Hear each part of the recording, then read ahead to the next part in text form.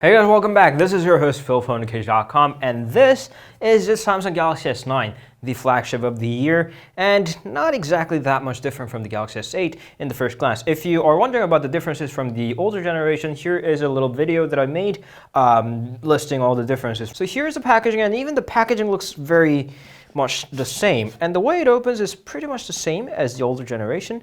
It says Galaxy S9 on the cover to point out that it's indeed a new generation, and inside that is a little SIM card tray removal pin and a case included for free. That's a really good thing, that you can start protecting your phone from the very first day or the first minute that you open the packaging. And here is a little quick start guide, and here is the device itself, and look at that. That's a 5.8 inches of a device with the curved edge displays. And here again are all the important facts: infinity display, dual aperture camera, super slow motion, and stereo speakers tuned by AKG. Here is a little adapter that converts from the USB Type-A to USB Type-C, so you can transfer your data from your older phone or use the accessories, external accessories like the mice, keyboard, or the USB flash drives. There is a little charger. That's the good old charger they started including from the Galaxy Note 4. It's either 5 volts 2A or 9 volts 1.67A, which is exactly the same standard as the Qualcomm Quick Charge 2.0, because that's where Samsung got its license from. So this is a pretty old technology. It still works, but it feels like it's about time for Samsung to get over the Galaxy Note 7 crisis. Not for them, for us. And inside that little compartment is the USB Type-C cable with USB Type-A port on the other side, and the earphones, the pair of earphones tuned by AKG. This is exactly the same pair included in the Galaxy S8 and the S8 Plus. And here are the spare ear tips, small and large. Samsung used to include micro USB to USB Type-C adapter for your older accessories, but they now omit that. Alrighty, here we go with the phone, and let's remove that from the front screen. And here we go. Let's power that on, and while it does that, the biggest difference that I believe is the stereo speakers. The Galaxy S series didn't exactly have the great speaker, especially the S8 and the S8 Pluses. They were not terrible, but certainly far from being the best. And now they have the stereo speakers tuned by AKG, which is a part of the Harman group that Samsung has acquired. And there is a front-facing camera, 8 megapixels, autofocus enabled, and the series of sensors. And what you don't see here is the iris scanner. There, the iris scanner used to sit right there, and they painted it black so it doesn't show with your bare eyes. And on the right hand side, there is a power key, a little longer, so perhaps easier to press. And on top, there is the micro SD card slot and the SIM card tray and the secondary microphone. If you have a dual SIM model, it's on hybrid SIM, so you cannot use the dual SIM and the micro SD expansion at the same time. On the left hand side is a volume rocker, and Bixby key is good right there. It's even taller. On the bottom is a USB Type-C port. The earphone jack is still there, one of very few companies who still retain that, and the bigger speaker grill with the microphone. Moving on to the rear is where we find the most of the changes.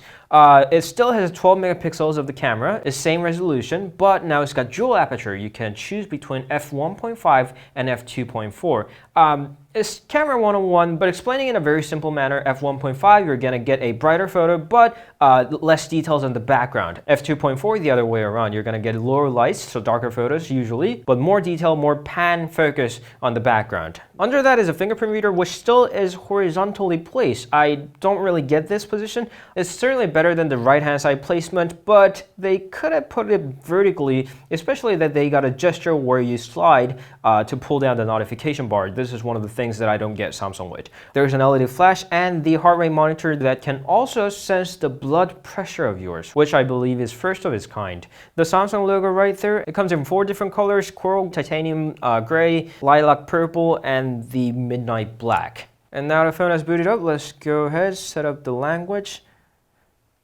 And interestingly, here's a little option called Use Voice Guide. So if I tap on that, and let's see what she has to say.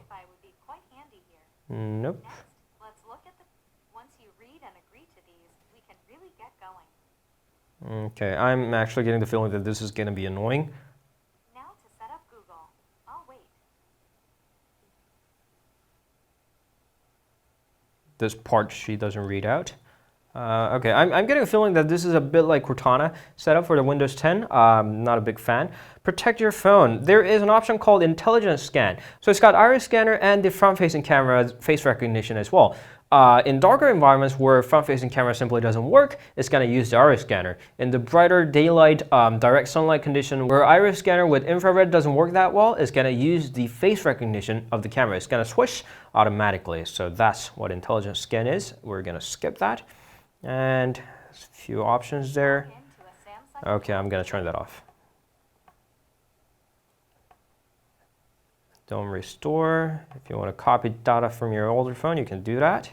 And the antivirus. And here we are with the main launcher. This is the latest TouchWiz with Android Oreo. If you have the Galaxy S8 or the other upgraded devices, you will likely have the same interface as well. So here is the app jar settings, and you can see all the new icons and the theme differences as well. But the basic specs hasn't changed that much from Snapdragon 835 or Exynos 8895. Now you have Snapdragon 845 or Exynos 9810. But the RAM amount still is 4 GB, although you can choose up to 256 GB of built-in storage. The battery capacity remains the same at 3000 milliamps. I believe most of you are going to find the camera features more interestingly. Here's the AR emoji that looks strikingly similar to the iPhone X's Animoji. But one thing you can do over here is create your own, although I'm not going to do that here because the results are not exactly that fascinating. There's also 960 frames per second super slow motion in HD resolution, or you can also shoot in 4K 60 frames per second. All of the other basic features that you expect from a flagship Galaxy device is there. It's made out of aluminum, it's IP68 weather resistant, it's got Gorilla Glass 5 on the front, wireless charging. Those kind of premium features are there. Prices start from $720, and we'll have to see how it performs in real life, because at the first glance it seems really strikingly similar to the Galaxy S8, which isn't necessarily a problem because that's what Apple has been doing for the past few years. So we'll get back with the review very soon and check out minor details that they have changed or polished out from the S8, and yeah, we'll see you guys very soon with the full review. Thank you all for watching. If you have any questions, please leave them down in the comments. You can always meet us on Instagram, Facebook, Twitter, and Google+. We'll see you guys later. Ciao.